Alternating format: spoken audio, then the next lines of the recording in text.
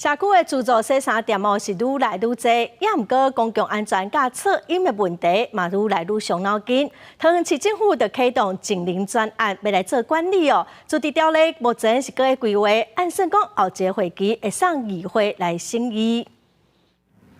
垃圾衫伫洗衫机内底放也用行好大，因为洗出人甲上班的人这需求，社区当中的自助洗衫店愈开愈多，毋过洗衫机、烘衫机暗时咧运转的噪音，互人嫌吵。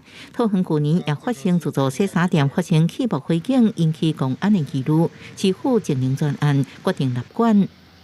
因为方便啊，然后家里没有洗衣机，噪音我感觉不太到安全性的话，我觉得可以啊，可以撤就。噪音的话，应该要有必要，因为应该会还是会影响到楼上的人，而且有时候就一群人一起来这边洗衣服，然后就一起顺便聊天，那时候会很吵。根据财政部资料，桃园自助洗衫店今年1月增加到370间，比去年成长13%，营业额达到2993万7千块，力度上悬。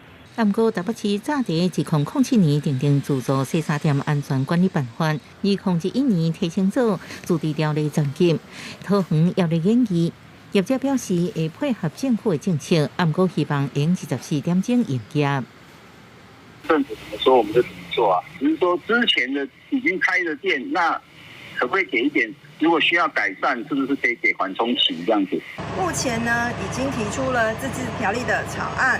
那草案的内容呢，包括规定业者需装设微电脑瓦斯表以及自动紧急遮断装置。经发局表示，目前研议参考台北市定出自治条例，具体做法包含规定业者爱装微电脑瓦斯表，自动加灯装置，违规应罚钱加停业处分，内容还未定案。